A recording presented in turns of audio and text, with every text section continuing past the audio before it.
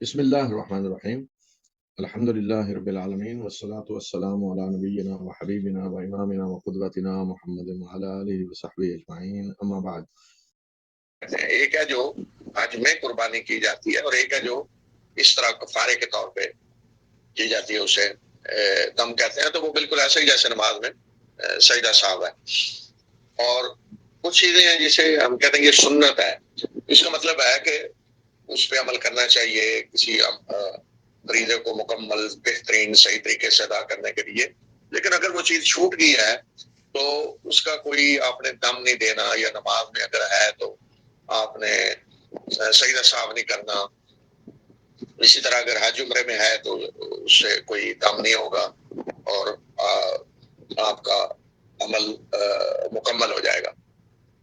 تو اس طرح یہ شرطیں ہیں، کچھ ارکان ہیں، کچھ واجبات ہیں عبادت کے. دوسری اصطلاح جو استعمال ہوتی ہے حج اور عمرے میں وہ ہے احرام کی. تو عموماً ہمارے یہاں احرام سے مراد دو سفید چادریں یا دو تولیے سمجھ لیے جاتے ہیں. تو احرام دو تولیے یا چادروں کا نام نہیں ہے. احرام سے مراد ہے حج اور عمرے کی نیت کر کے حج اور عمرے کے عمل میں شریک ہو جانا، حج اور عمرہ شروع کر دینا. مثلا اس کی مثال دیکھیں کہ نماز کا احرام کیا ہے. کہ ہم وضو کر کے شرط پوری کر کے قبلہ رخ ہو کر کھڑے ہو کر نیت کر کے نماز کی جو دل میں ہوتی ہے، اور اس کے بعد ہاتھ اٹھا کر اللہ اکبر کہتے ہیں. یہ جو اللہ اکبر ہم کہتے ہیں ہاتھ اٹھا کر نیت کے ساتھ، تو اس کو ہم کہتے ہیں تکبیر تحریمہ. تو احرام ہی سے ہے تحریم، یعنی نماز کا احرام شروع ہو گیا. اب نماز کے اندر آپ داخل ہو گئے ہیں تو یہ تکبیر ہاتھ اٹھا کے کہنے سے پہلے آپ کھڑے ہیں، مسجد میں ہیں تو صف میں کھڑے ہیں، گھر میں ہیں تو جہاں نماز پہ کھڑے ہیں، اس سے پہلے آپ دائیں بائیں دیکھ سکتے ہیں، بات کر سکتے ہیں. لیکن جب آپ نے نیت کے بعد اللہ اکبر کہہ دیا تو اب آپ نماز کے اندر داخل ہو گئے ہیں. اب آپ کوئی بات نہیں کسی سے کر سکتے اور ادھر ادھر نہیں دیکھ سکتے، نماز کے قوانین آپ پہ لاگو ہو جائیں گے. تو اسی طرح جو حج اور عمرے کا احرام ہے وہ یہ ہے کہ باقاعدہ نیت کر کے آدمی دل میں بھی نیت ہو اور زبان سے اعلان کرے کہ لبیک کا عمرہ کہے کہ اللہ میں عمرہ کرنے حاضر ہوا ہوں، اور اگر حج ہے تو حج کا کہے لبیک کا حج، یا دونوں اکٹھے ہیں تو وہ گویا کہ اب وہ داخل ہو گیا ہے عمرے کے عمل میں یا حج کے عمل میں. تو اب اس پہ وہ قوانین لاگو ہو جائیں گے جو حج اور عمرے کے ہیں. تو حج اور عمرے کے قوانین میں یہ ہے مرد کے لیے کہ وہ سلا ہوا لباس نہیں پہنے گا، صرف دو چادریں پہنے گا یا تولیے ہوں یا چادریں. سلے ہوئے کا مطلب یہ ہے کہ شلوار قمیض کی طرح کا لباس سلا ہوا نہیں ہونا چاہیے، بنیان یا شلوار قمیض. تو اس لیے پھر پہلے آدمی دو تولیے یہ چادریں پہن لیتا ہے یہ نیت کر کے لبیک کا کہنے سے پہلے، تاکہ جب وہ لبیک کا کہے تو سلا ہوا لباس نہ پہنے ہوئے ہو. تو اس لیے عموماً ہم پھر چادر یا تولیے کو ہم احرام کہہ دیتے ہیں اسی کو. تو احرام اصل میں وہ ہے جس طرح نماز کی تکبیر تحریمہ ہے، لبیک کا عمرہ یا لبیک کا حج کہہ کے ہم داخل ہو جاتے ہیں عمرے یا حج کے عمل میں. پھر میقات ایک اصطلاح استعمال ہوتی ہے حج اور عمرے میں. تو میقات سے مراد وہ جگہ ہیں جو مقرر کر دی گئی ہیں مکہ کے مختلف طرف سے آنے والوں کے لیے، کہ وہ جو اگر کوئی حج اور عمرے کی نیت سے آ رہا ہے تو وہ احرام کے بغیر ان مقامات کو کراس نہ کرے. اگر بائی روڈ آ رہا ہے تو وہاں رک کے وہاں احرام باندھ لے، یا پہلے باندھ چکا ہو احرام کی نیت یعنی کر چکا حج اور عمرے کی اور سلا ہوا لباس مثلا اتار چکا ہو. اور اگر بائی ایئر آ رہا ہے وہاں سے اوپر سے گزر رہا ہے تو اس سے پہلے وہ احرام کی نیت کر چکا ہو حج اور عمرے کی. تو یہ مقرر کر دیے گئے ہیں ہر طرف سے آنے والوں کے لیے، مکہ کے چاروں طرف یہ میقات مقرر کر دیے گئے ہیں. تو یہ ایک میقات کی بھی اصطلاح استعمال ہوتی ہے. پھر طواف، تو طواف سے مراد ہے کہ اللہ کے گھر کا چکر لگانا، 7 چکر کو ایک طواف کے 7 چکر ہیں. تو یعنی اللہ کا گھر ہمارے بائیں طرف ہوگا جب ہم چکر لگا رہے ہوں. تو 7 طواف ہے، 7 چکر کا ایک طواف ہے. سائی کا لفظ اصطلاح استعمال ہوتی ہے. سائی کا لفظی معنی ہوتا ہے دوڑنا، کوشش کرنا، تیزی سے کام کرنا. تو صفا مروہ 2 پہاڑیاں ہیں. تو صفا سے شروع ہوتے ہیں، آدمی شروع کرتا ہے چلنا مروہ کی طرف، 1 چکر ہو جاتا ہے. پھر مروہ سے واپس آتا ہے تو 2 چکر. تو اس طرح یہ بھی 7 چکر بنتے ہیں. تو یہ سائی مکمل ہو جاتی ہے. حجر اسود کو بیت اللہ کے کونے میں جو پتھر نصب ہے اس کو بوسہ بھی دیا جا سکتا ہے اگر ممکن ہو، سنت ہے. نہیں تو ہاتھ سے اس کو چھو کر ہاتھ چوم دیا جائے، یا دور سے اشارہ کر دیا جائے ہاتھ اٹھا کر اللہ اکبر بسم اللہ اللہ اکبر کہہ کر. تو یہ طواف کرتے ہوئے یہ بھی سنت ہے. ایک اور چیز ہے مردوں کے لیے، وہ ہے رمل، یعنی پہلے 3 چکروں میں تیزی سے چلنا، جیسے فوجی پریڈ کرتے ہوئے تھوڑا دوڑ رہے ہوتے ہیں. یہ صرف مردوں کے لیے ہے. حلق تقصیر، بال کاٹنا. حلق جو ہے یہ تو مردوں کے لیے ہے، اور تقصیر بال چھوٹے کرنا عورتوں کے لیے. یہ مردوں کی طرح نہیں ہے. وہ نچلا حصہ جو بالوں کا ہے ایک انگلی پہ لپیٹ کے تھوڑے سے بال کاٹ دینا آخر میں، عمرے کے آخر میں یا حج کے آخر میں. تو یہ ہیں مختصر اصطلاحیں جو استعمال ہوتی ہیں. اور اس کے بعد یہ ہے کہ حج کی قسمیں کتنی ہیں. تو ایک ہے حج افراد، ایک ہے حج افراد. حج افراد کا مطلب یہ ہے کہ صرف حج کی نیت کرنا، حج کرنا صرف. ایک ہے حج اور عمرے کو ملا دینا. پھر ملانے کی 2 قسمیں ہیں، 2 شکلیں ہیں. ایک یہ ہے کہ پہلے آپ عمرہ کریں الگ، اور پھر عمرہ ختم کر کے عام لباس میں آپ آ جائیں، اور پھر دوبارہ 8 ذی الحجہ کو حج کی نیت کریں. تو یہ حج تمتع اسے کہتے ہیں. یعنی آپ نے ایک ہی سفر میں حج کے ساتھ عمرے کا بھی فائدہ اٹھا لیا. تمتع کا معنی ہے فائدہ اٹھانا کسی چیز سے. تو آپ نے ایک ہی سفر میں حج کے ساتھ عمرے کا بھی فائدہ اٹھا لیا. اور ایک ہے کہ حج اور عمرے کو جمع کر دینا، اسے کہتے ہیں قران. قران کا مطلب یہ ہوتا ہے 2 چیزوں کو جوڑ دینا، ملا دینا انہیں، دو چیزوں کو. تو حج اور عمرے کو ملا دینا. فرق کیا ہے کہ پہلی جو شکل ہے حج تمتع کی، اس میں عمرہ الگ کیا جاتا ہے اسے ختم کر کے، اور پھر 8 کو حج کی نیت کی جاتی ہے. قران میں یہ ہے کہ حج اور عمرے کی اکٹھی نیت کر لی جاتی ہے، ایک ہی نیت میں حج اور عمرہ. اس میں درمیان میں احرام کھولا نہیں جاتا، یعنی آدمی عام حالت میں نہیں آ سکتا، وہ عمرے ہی کی نیت میں رہے گا. جیسے فرض کریں کہ کوئی ایک شکل یہ ہوتی ہے نماز میں کہ دو نفل پڑھ رہے ہیں آپ، اور ایک یہ کہ 4 نفل کی آپ نے نیت کی ہوئی ہے. تو آپ ایک ہی نیت میں 4 نفل پڑھ رہے ہیں. تو قرآن میں یہ ہے کہ آپ ایک ہی نیت، ایک ہی وقت آپ نے عمرے اور حج دونوں کی نیت کر لی ہے، تو دونوں کو جمع کر دیا.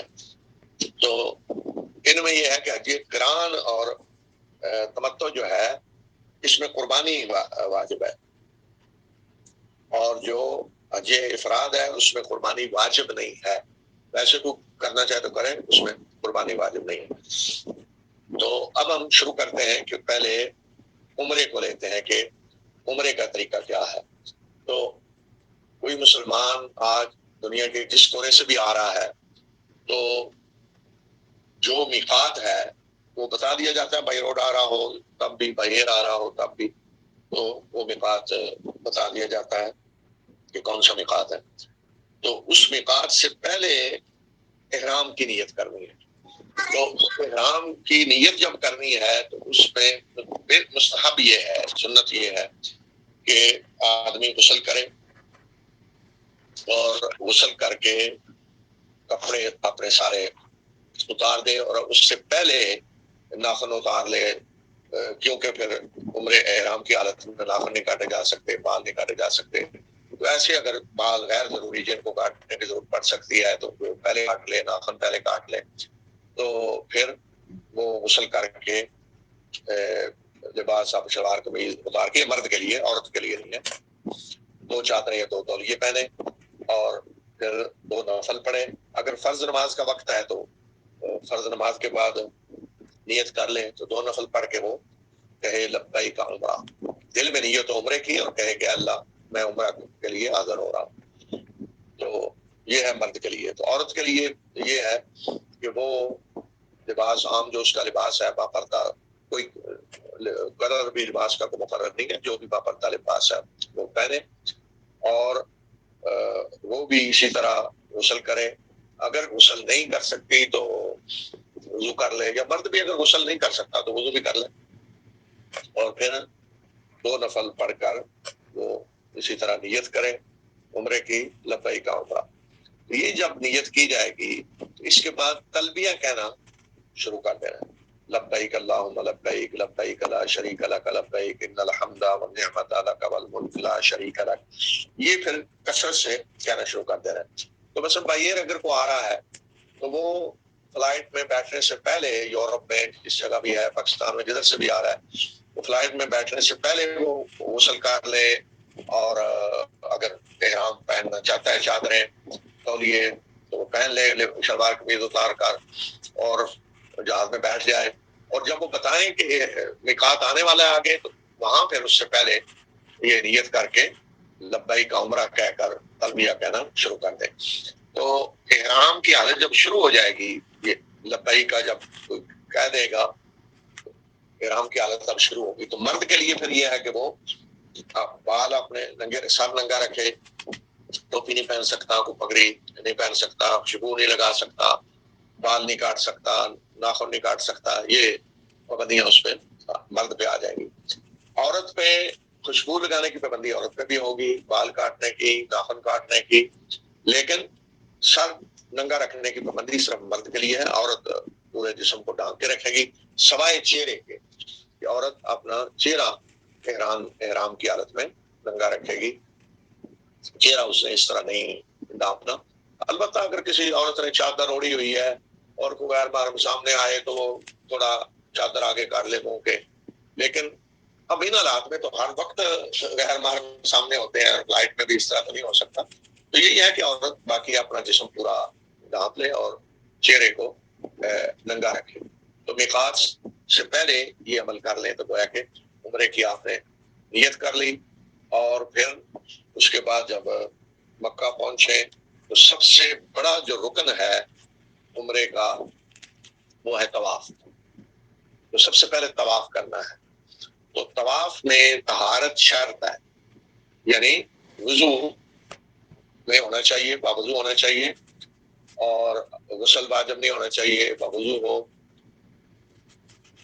اور عورت کا بھی حیض وغیرہ سے پاک ہونا ضروری ہے. اگر احرام حالت حیض میں بھی عورت احرام کی نیت کر سکتی ہے، غسل کر کے احرام کی نیت کر لے، وہاں پھر نفل پڑھنے کی ضرورت نہیں، صرف نیت کر لے اور مکہ جائے، حرم میں نہ جائے، انتظار کرے جب وہ پاک ہو جائے تو پھر جا کے طواف کرے. تو طواف 7 چکر ہیں. یہ شروع ہوگا حجر اسود کے سامنے سے، جو کونا حجر اسود والا وہاں سے شروع ہوگا. تو سنت یہ ہے کہ بوسہ لیا جائے، لیکن آج کل تو ممکن ہے اور حج میں بھی ممکن ہے، تو قریب سامنے ہاتھ سامنے کر کے اشارہ کر کے بسم اللہ اللہ اکبر کہہ کر طواف شروع کر دیں. اور یہ طواف نچلے حصے میں بھی ہو سکتا ہے سین میں، اوپر والے حصے میں بھی، اس سے اوپر والے میں بھی. اور اوپر والے جو 2 حصے ہیں اس میں گاڑیاں بھی انہوں نے الیکٹرک کاریں رکھی ہوئی ہیں چھوٹی، ان میں بھی طواف ہو سکتا ہے. اگر کوئی عورت چاہے چل نہیں سکتی تو وہ گاڑی وہاں مل جاتی ہے. آج کل تو میرا فری دے رہے ہیں، پہلے کو تھوڑا سا انہوں نے رکھا ہوا تھا معمولی کرایہ. تو وہ گاڑی لے الیکٹرک اور اس کے ذریعے طواف کر لیں. رسول اللہ صلی اللہ علیہ وسلم نے اونٹ پہ بیٹھ کے طواف کیا ہے، صحابہ بھی سواری پہ بیٹھ کے کرتے تھے. تو یہ کوئی ضروری نہیں کہ وہ آپ نے ضرور پیدل ہی کرنا ہے. اور نچلا جو سین ہے اس میں تو پیدل ہی ہوگا، لیکن اوپر والے حصے میں گاڑی میں بھی ہو سکتا ہے. تو وہاں سے شروع ہوگا حجر اسود کے سامنے سے، اور جب حجر اسود کے سامنے آ جائیں گے تو 1 چکر پورا ہو جائے گا.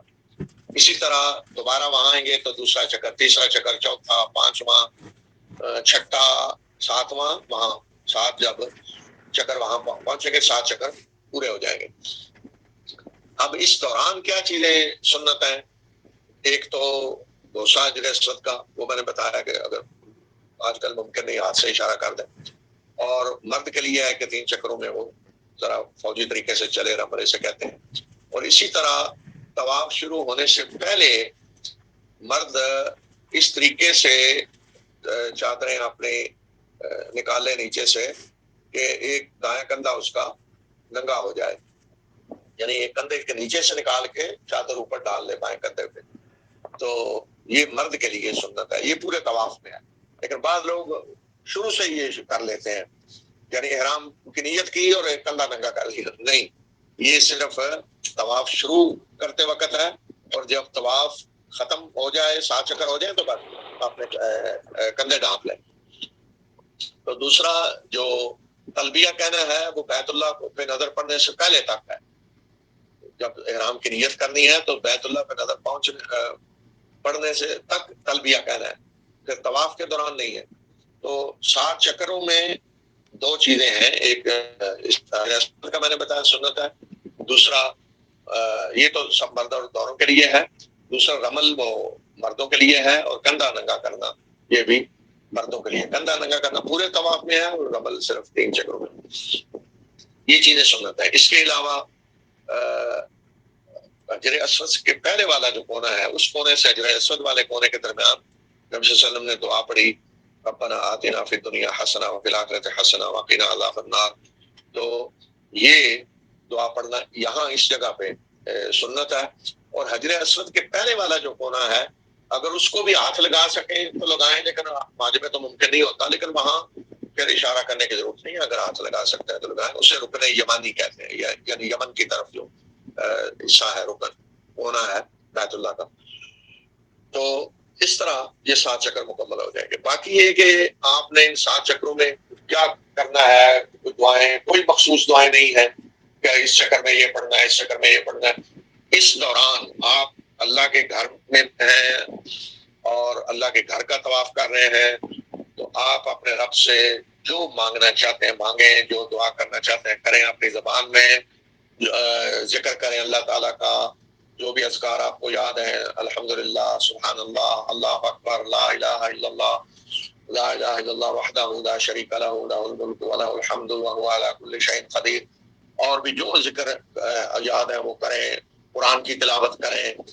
باقی دعائیں اپنے لیے، اپنے اولاد کے لیے، سب کے لیے جو آپ مانگ سکتے ہیں، اللہ تعالیٰ سے مانگنا چاہتے ہیں وہ مانگیں. کوئی کسی چکر کی کوئی مخصوص دعا نہیں ہے کہ فلاں چکر میں یہ دعا پڑھنی ہے، یہ پڑھنی ہے، یہ پڑھنی ہے. نہیں، آپ اپنے رب سے مانگیں اور اپنی زبان میں مانگیں. مسلسل ذکر کرتے رہیں اس دوران اور دعائیں مانگتے رہیں. تو یہ 7 چکر جب پورے ہو جائیں گے تو اگر اس میں موقع ملتا ہے، قریب جہاں مقام ابراہیم ہے، حضرت ابراہیم نے جس پتھر پہ کھڑے ہو کر اللہ گھر کی تعمیر کی تھی، وہ نصب ہے وہاں، اس کے پاس 2 نفل پڑھے. لیکن اب وہاں تو رش ہوتا ہے، تو پیچھے جا کر جہاں بھی جگہ ملتی ہے وہاں آپ 2 نفل پڑھیں. یہ طواف کی تحیت طواف ہے، طواف کے نفل. تو یہ 2 نفل پڑھیں اور اس کے بعد زمزم پئیں. اچھا، یہاں جو کچھ 1-2 چیزیں پیش آ سکتی ہیں اس کا میں بتا دوں. ایک تو یہ ہے کہ طواف ضروری نہیں کہ آپ مسلسل کرتے رہیں. اگر کوئی تھک جاتا ہے تو بیٹھ جائے، تھوڑی دیر آرام کر کے پھر شروع کر لیں. جس جگہ سے چھوڑا ہے وہیں شروع کر لیں. کسی کا اگر وضو ٹوٹ گیا ہے طواف کے دوران، مثلا 2 چکر لگا چکا ہے تو وضو ٹوٹ گیا، تو جا کر وضو کر کے پھر آ جائے اور تیسرے چکر سے شروع کر لے. 2 تو ہو گئے ہیں، باقی اس نے 5 کرنے ہیں. اگر 4 کے بعد وضو ٹوٹا ہے تو 4 ہو گئے ہیں، 3 کرنے ہیں. تو اس طرح وہ اگر درمیان میں نماز کا وقت آ گیا تو وہ نماز پڑھیں گے، جہاں سے چھوڑا ہے پھر آگے شروع کر دیں. اور ایک شکل اور پیش آتی بعض دفعہ کہ بھول گیا آدمی کہ میں نے کتنے چکر لگائے ہیں. اس میں یہ طریقہ ہے کہ اگر وہ یہ بھولا ہوا ہے کہ میں نے 3 لگائے ہیں یا 4، تو یہ سمجھیں کہ 3 ہے، کیونکہ شک یہ ہے 3 ہے یا 4، تو اس کا مطلب 3 تو یقینی ہے، تو وہ 3 سمجھے اور باقی پورے کر لیں 4. اور اگر شک یہ ہے کہ 4 ہیں یا 5، تو یہ سمجھے کہ 4 ہیں اور پھر باقی 3 پورے کر لیں. اس طرح کا بھی شک ہو جاتا ہے بعض دفعہ کہ گنتی میں، تو اس طریقے سے عمل کر لیا جائے گا. تو اس طرح اب طواف مکمل ہو گیا. تو طواف یہی طریقہ ہے حج میں بھی، اور صرف فرق یہ ہے کہ یہ جو رمل ہے اور استباح، یہ احرام والے پہلا جو طواف جا کے کریں گے اس میں ہے، اور بعد میں حج کا طواف تو آپ احرام کھول کے کرتے ہیں، اس میں یہ چیزیں نہیں ہیں. تو یہ ہو گیا آپ کا طواف، ایک رکن، اہم رکن عمرے کا پورا ہو گیا. دوسرا رکن ہے سعی. تو سعی صفا سے شروع کرنی ہے، اور اس میں بھی ضروری نہیں کہ طواف ختم ہوتے ہی جا کے سعی کرنی ہے. کوئی تھک گیا ہے تو بیٹھ جائے، آرام کر لے، بے شک درمیان میں 10 گھنٹے کا وقفہ ڈال لیں، 20 گھنٹے کا وقفہ ڈال لیں. آپ تھک گئے ہیں تو بیٹھیں، آرام کریں، پانی پئیں، اور جب چاہیں شروع کریں سعی جا کے. تو ضروری نہیں کہ اسی وقت جا کے سعی کرنی ہے. تو پھر سعی شروع کرنی ہے صفا سے، اور مروہ تک ایک چکر ہو جائے گا، جیسے کہ میں نے پہلے بتایا 7 چکر سعی ہے. تو سعی میں بھی، سعی طواف سے مشکل ہے، زیادہ لمبے چکر ہوتے ہیں. تو وہاں بھی اب گاڑیاں موجود ہیں. نچلا حصہ پیدل کے لیے ہے، اوپر والے حصے میں جائیں گاڑی مل جائے گی. گاڑی پہ پوری فیملی بیٹھ سکتی ہے، بڑی گاڑی ہوتی ہے، میاں بیوی بچے بھی ساتھ بیٹھ سکتے ہیں. تو اس طرح گاڑی پہ سعی کر لیں، اسی طرح چکر لگانا ہے. سعی میں ایک درمیان میں جگہ آتی ہے جہاں گرین لائٹیں لگی ہوئی ہیں، ان کے درمیان مرد کے لیے ہے کہ وہ دوڑ کر وہاں سے گزرے، لیکن عورت عام جو اس کا چال ہے اسی میں جائے. تو سعی میں بھی کوئی خاص دعائیں نہیں ہیں، جو دعائیں آپ پڑھنا چاہتے ہیں پڑھیں. دوسرا یہ ہے کہ سعی میں طہارت واجب نہیں ہے، یعنی بغیر وضو کے بھی سعی ہو سکتی ہے، اور عورت اگر حالت حیض میں ہے تو پھر بھی سعی کر سکتی ہے، اس لیے کہ سعی والا جو حصہ ہے وہ مسجد سے باہر کا حصہ ہے. تو اب تو ایک ہی جگہ بن گئی، لیکن اصل میں وہ باہر کا حصہ ہے. تو سعی اگر فرض کریں کہ عورت طواف کر چکی ہے اور اس کے بعد حیض شروع ہو گیا ہے تو سعی وہ کر سکتی ہے اس حالت میں بھی. تو سعی میں کوئی خاص دعا نہیں ہے. درمیان میں اگر پیدل سعی کر رہے ہیں، تھک جائیں، بیٹھ جائیں، پھر وہاں سے شروع کر لیں. نماز کا ٹائم ہو گیا ہے تو اسی طرح درمیان میں نماز پڑھ لیں. ہر جگہ جاتے ہوئے پانی وہاں موجود ہے، ٹھنڈا بھی دوسرا بھی، درمیان میں رک کے پانی پیئیں، بیٹھیں. اور سعی جب مکمل ہو گئی تو پھر بال کاٹنے ہیں. مرد کے لیے ہے کہ وہ بلیڈ سے بھی کٹوا سکتا ہے، یا مشین جو زیرو والی ہے اس سے بھی کٹوا سکتا ہے، یہ حلق شمار ہوگا. اور تقصیر چھوٹے کرنا، بال کینچی سے چھوٹے کروا لیں سارے، یا 7-8 نمبر مشین سے کر لیں چھوٹے. عورت کے لیے تقصیر یہ ہے کہ وہ بال آپ نے لے کے نیچلے حصے کے انگلی پہ لپیٹیں، تو جتنے انگلی پہ لپٹنے میں آتے ہیں اتنے پورے نیچے سے کاٹ دیں، تو اس کے لیے اتنا کافی ہے. تو یہ ضروری کہ بال نہیں کاٹے جائیں. مرد جا کے باہر دکانیں ہیں وہاں جا کر بال کاٹ لے، کٹوا لے، اور اگر وہ خود کاٹنا چاہتا ہے تو خود کاٹ لے. جہاں رہائش ہے آپ کی وہاں جا کے خود کاٹ لیں. تو جب آپ نے بال کاٹ لیے تو اب احرام ختم ہو گیا. گویا کہ جس طرح نماز میں السلام علیکم کہہ دیا، سلام دونوں طرف، تو ختم. اب آپ کے نماز کی پابندیاں ختم ہو گئی ہیں. تو جب بال کاٹ لیے تو احرام کی پابندیاں ختم ہو گئی. تو اب عمرہ مکمل ہو گیا، بس عمرہ اتنا ہی ہے. آپ نے احرام کی نیت کرنی ہے، اور جو شرطیں اس کے بعد ہیں وہ پوری کرنی ہے، اور اس کے بعد طواف ہے اور سعی ہے اور بال کاٹنے. تو عمرہ مکمل ہو گیا. یہ ہے عمرہ. تو اب باہر سے آج کل جو آتے ہیں وہ زیادہ تر حج تمتع کرتے ہیں، کیونکہ ٹائم ہوتا ہے درمیان میں کافی. تو آپ یورپ سے آنے والے، امریکہ سے، کینیڈا، پاکستان سے حج تمتع ہی زیادہ کرتے ہیں. تو حج تمتع میں پہلے عمرہ کرنا ہے، جس طرح میں نے بتایا. تو عمرہ مکمل ہو گیا. اب آپ نکل گئے ہیں احرام سے، عام لباس پہنے جو بھی آپ کا لباس ہے، اور سب پابندیاں جو تھیں، بال نہیں کاٹنے، ناخن نہیں کاٹنے، خوشبو نہیں لگانی، اور وہ پابندیاں سب ختم ہو گئی. آپ وہاں رہیں، مدینہ منورہ چلے جائیں، اور یا پہلے کوئی مدینہ منورہ تھا، واپس آتے ہوئے اس نے احرام باندھا ہے تو وہ پھر مدینہ کے میقات سے احرام ہوگا. اور پھر اب مکہ میں ہی وہ رہ رہا ہے. اب جتنے بھی دن ہیں درمیان میں ہفتہ ہے، 10 دن ہے، تو اب عام لباس میں رہنا. پھر 8 کو حج کا احرام اسی طرح نیت کر کے، جس طرح میں نے عمرے کا بتایا، اسی طرح جہاں بھی آپ ہیں، ہوٹل میں ہیں، رہائش میں ہیں، جس جگہ بھی ہیں، اسی طرح احرام باندھیں. اور پہلے احرام میں عمرے کی نیت تھی، لبیک کا عمرہ، اور اب لبیک کا حج کرنا ہے کہ اللہ میں حج کرنے حاضر ہوں. تو 8 کو پھر احرام باندھ کر مینا چلے جانا ہے. تو اس میں سنت طریقہ تو یہ ہے کہ مینا پہنچ کر آپ ظہر 8 کی، عصر، مغرب، عشاء اور فجر، یہ 5 نمازیں مینا میں پڑھیں. لیکن یہ سنت ہے، اگر کوئی لیٹ پہنچے ہیں، آپ ایک نماز پڑھ سکے ہیں، 2 پڑھ سکے ہیں، رات کے کسی بھی حصے میں مینا پہنچ گئے تو ٹھیک ہے، کافی ہے. اور 8 کی یہ رات مینا میں آپ نے جانا ہے. اور پھر 9 کی تاریخ آئے گی، یہ ہے اصل حج کا دن. یہ اصل حج کا دن ہے، عرفات میں جانا ہے جس دن. تو نبی صلی اللہ علیہ وسلم نے فرمایا کہ الحج عرفہ، اصل حج جو ہے وہ عرفات کا میں اکٹھے ہونا ہے، میدان عرفات میں جانا، یہ اصل حج ہے.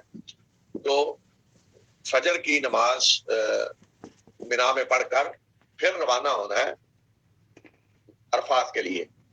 تو وہاں جس وقت بھی پہنچ جائیں، کوئی جلدی پہنچ جاتا ہے، کوئی زور کے وقت، کوئی تو وہاں اگر امام کے ساتھ نماز پڑھ سکتے ہیں تو امام کے ساتھ پڑھیں، اپنے خیمے میں پڑھ سکتے ہیں تو زور اور عصر کو جمع کر کے، قصر اور جمع کر کے پڑھا جائے گا. پھر امام حج کا خطبہ بھی دے گا.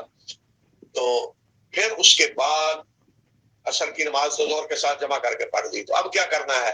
اب آپ نے اپنے رب سے مانگنا ہے، دعائیں کرنی، گر گرانا ہے. یہ دن ہے دعائیں مانگنے کا، توبہ کا، معافی مانگنے کا. تو مغرب تک یہاں عرفات میں رہنا ہے، ذکر کرنا ہے، اللہ کی بڑائی بیان کرنی ہے، دعائیں کرنی ہے. تو اصل حج یہ ہے، یہ ہے اصل حج.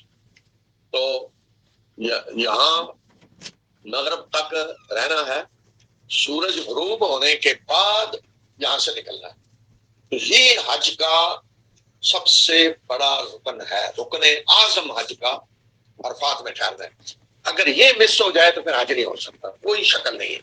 تو اگر کوئی تھوڑی دیر کے لیے بھی آ گیا، یہاں بیمار ہے، اللہ رحم کرے، کسی کو ایسی تکلیف ہو گئی ہے تو ایمبولینس میں بھی اسے لایا گیا ہے، تو کچھ وقت بھی اگر اس نے وہاں گزار لیا ہے ہوش و حواس میں، تو یہ رکن اس کا مکمل ہو جائے گا.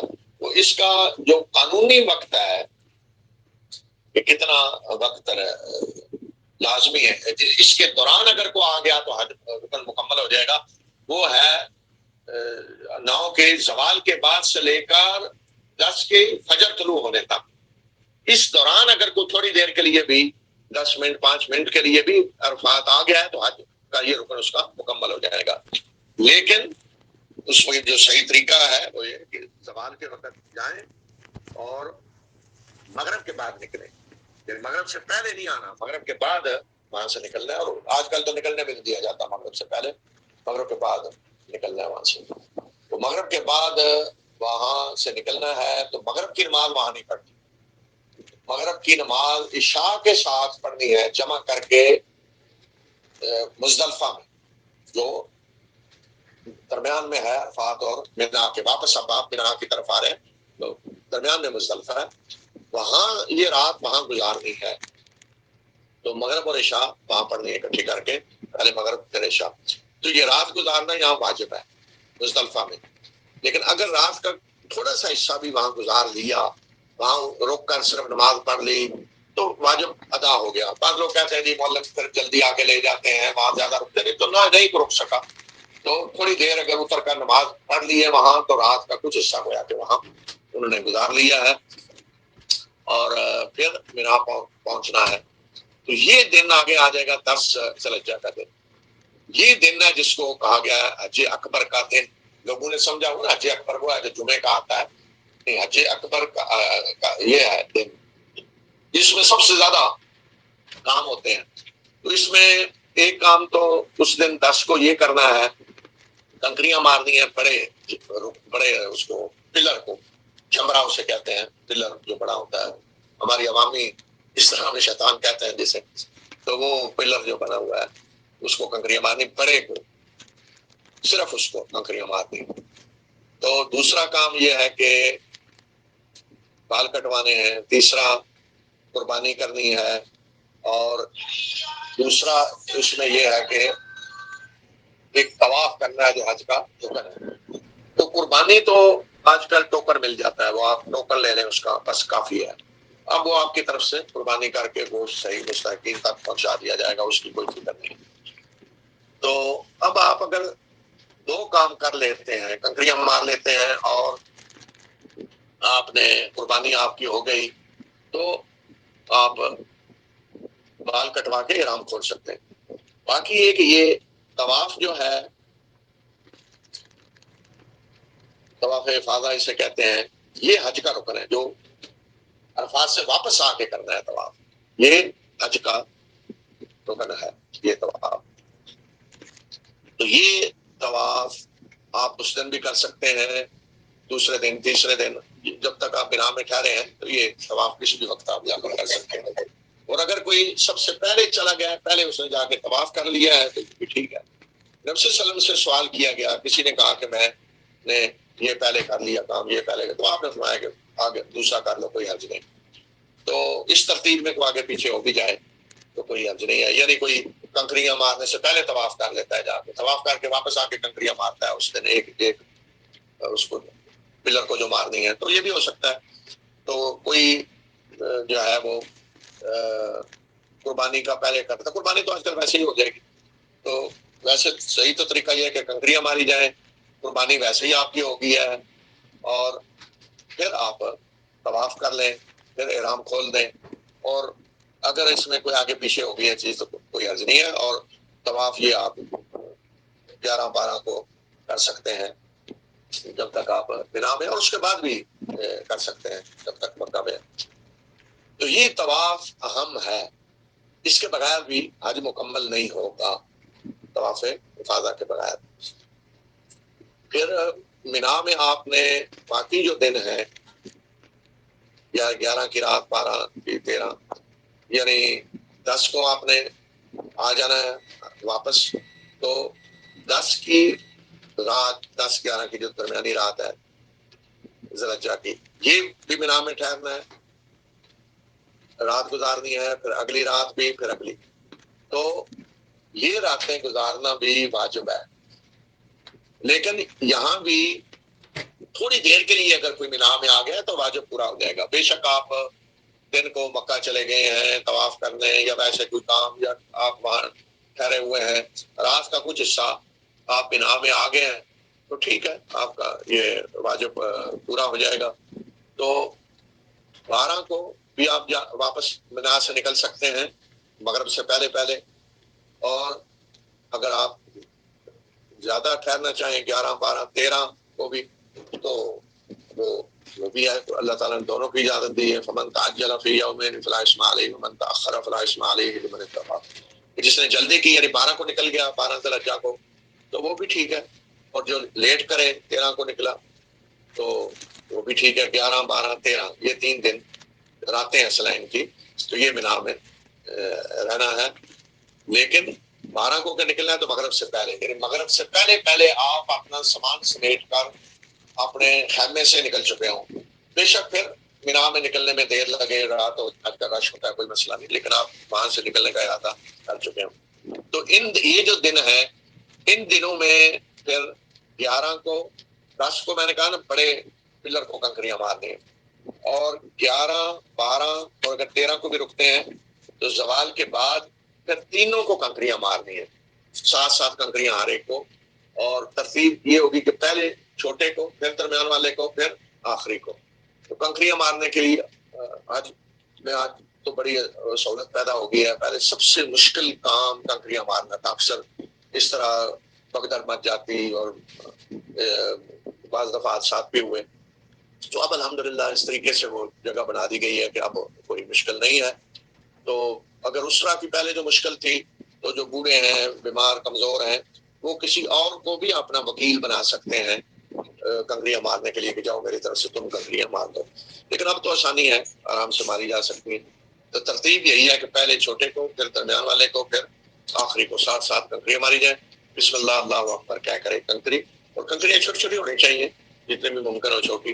یہ کنکریاں آپ پہلے سے جمع کر سکتے ہیں 3 دنوں کے لیے, ہر روز کے لیے 21 مزدلفہ سے اکٹھی کر لیں. مزدلفہ میں وہ ڈال دی جاتی ہے کسی بیگ میں, وہاں سے رکھ لیں. اور یہ کنکری بس وہ جو اس کا ہاؤس بنا ہوا ہے نا, پلر کے گرد جگہ بنی ہوئی ہے, تو اس کے اندر بس گرنی چاہیے, ضروری نہیں پلر کو لگے, اس کے اندر گر جائے تو بس کافی ہے.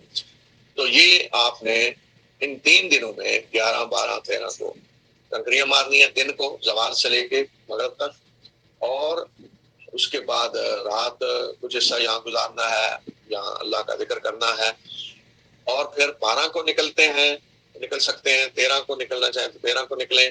اور اگر آپ اب سیدھا واپس جا رہے ہیں یا مدینہ منورہ جا رہے ہیں, واپس مکہ نہیں آنا, تو پھر طواف وداع ہے, اور وہ واجب ہے, وہ رکن نہیں ہے, واجب ہے. یعنی اگر کوئی نہیں کر سکا تو تم اس کی جگہ دینا پڑے گا, قربانی دینی پڑے گی. تو طواف وداع مردوں پہ بھی ہے, عورتوں پہ بھی, لیکن عورت اگر حالت حیض میں ہو تو پھر اس پہ طواف وداع واجب نہیں ہے, وہ طواف وداع کیے بغیر جا سکتی ہے. تو یہ اس طرح آج مکمل ہو گیا. یہ مختصر کام ہے جو حج کے لیے کرنے ہیں. پھر اگر کوئی واپس اپنے جاتا ہے تو وداع کر کے واپس چلا جائے, اور اگر کسی نے مدینہ منورہ جانا ہے بعد میں اور وہاں سے واپس جانا ہے تو وہ پھر طواف وداع کر کے مدینہ منورہ چلا جائے. پھر مدینہ منورہ کی زیارت جو ہے وہ حج کا حصہ نہیں ہے, لیکن چونکہ اب مسلمان جو دور دور سے آتے ہیں تو وہ پھر ایک ہی سفر میں چاہتے ہیں حج کے یا عمرے پہ آئیں تو مدینہ منورہ کی بھی زیارت ہو جائے, مسجد نبوی کی, لیکن وہ حج کا حصہ نہیں ہے. تو اس لیے وہ آپ کسی بھی وقت کر سکتے ہیں, حج عمرے سے پہلے بھی کر سکتے ہیں اور بعد میں بھی کر سکتے ہیں. تو مسجد نبوی کی زیارت کریں, وہاں نمازیں جتنی پڑھ سکتے ہیں زیادہ سے زیادہ پڑھیں, اور روضہ من ریاض الجنہ جو جگہ ہے اس پہ نوافل ادا کرنے کی کوشش کریں. اور اب آسانی پیدا کر دی گئی ہے کہ وہاں باقاعدہ عام دنوں میں تو انہوں نے اس کی اپوائنٹمنٹ رکھ دی ہے, آن لائن آپ کو مل جاتی ہے, ٹائم دے دیا جاتا ہے, اتنا ٹائم ہے آپ کا, اور بڑی آسانی اس میں کر دی گئی ہے. ہو سکتا ہے حج میں بھی اس طرح کریں یا مشکل ہو تو رسول اللہ صلی اللہ علیہ وسلم کی قبر مبارک بھی اب وہی مسجد کے ساتھ ہے, تو وہاں بھی ٹائم مقرر ہے مردوں کے لیے بھی عورتوں کے لیے بھی. تو وہاں سلام کہیں, السلام علیکم یا رسول اللہ, سلام کہیں, الصلاۃ والسلام علیکم یا رسول اللہ بھی کہہ سکتے ہیں, دونوں صلاۃ سلام آپ پہ کہیں. ساتھ حضرت ابو بکر عمر کی قبر ہے, ان کو بھی سلام کہیں, اپنی زبان میں بھی کہہ سکتے ہیں اور عربی میں کہنا چاہیں تو اس طرح السلام علیکم یا رسول اللہ, الصلاۃ والسلام علیکم یا رسول اللہ. تو اسی طرح حضرت ابو بکر عمر کو السلام کہ السلام علیکم یا ابو بکر, السلام علیکم یا عمر. تو یہ جتنی دیر ہے گزارنا بے شک نبی صلی اللہ علیہ وسلم کے تو بھی سلام کہیں جا کر صلاۃ والسلام, اور وہاں پھر قبلہ رخ ہو کر دعا کریں, وہاں بھی کھڑے ہو کر, اور مسجد نبوی میں بھی زیادہ سے زیادہ نمازیں ادا کریں. اور پھر وہاں جو جگہ سنت ہیں زیارت جن کی, ان میں ایک تو مسجد قباء ہے, نبی صلی اللہ علیہ وسلم ہر ہفتے میں ایک دن جایا کرتے تھے. تو اب میرا خیال ہے وہ اسپیشل ایک راستہ بھی بنا دیا گیا پیدل مسجد نبوی سے قباء تک, تو وہاں 2 نفل جا کر پڑھے, نبی صلی اللہ علیہ وسلم جا کر پڑھتے تھے وہاں قباء میں. اور وہ مسجد قباء سب سے پہلی مسجد ہے جو مدینہ میں تعمیر کی گئی ہجرت کے وقت. مسجد نبوی بعد میں تعمیر ہوئی ہے پہلے, اور یہ مسجد ہے جس کا باقاعدہ قرآن میں ذکر ہے مسجد قباء کا. تو اس کے علاوہ شہدائے احد کی قبریں زیارت سنت ہے. فقیہ میں نبی صلی اللہ علیہ وسلم قبروں پہ بندگی میں جو ہے ان کی زیارت بھی سنت ہے, نبی صلی اللہ علیہ وسلم زیارت کرتے تھے. تو یہ جو ہے وہ جگہ جو سنت ہیں جن کی زیارت. باقی آپ اگر مدینہ میں عام تاریخی مقامات دیکھنا چاہیں تو بہت سارے ہیں, وہ بے شک آپ دیکھیں, خندق کی جگہ ہے, مسجد قبلتین ہے, اور تاریخی مقامات آپ دیکھنا چاہیں دیکھیں, لیکن کوشش یہ کریں کہ نمازیں زیادہ سے زیادہ مسجد نبوی میں ادا ہو. تو یہ ہے حج اور عمرہ کا مختصر طریقہ.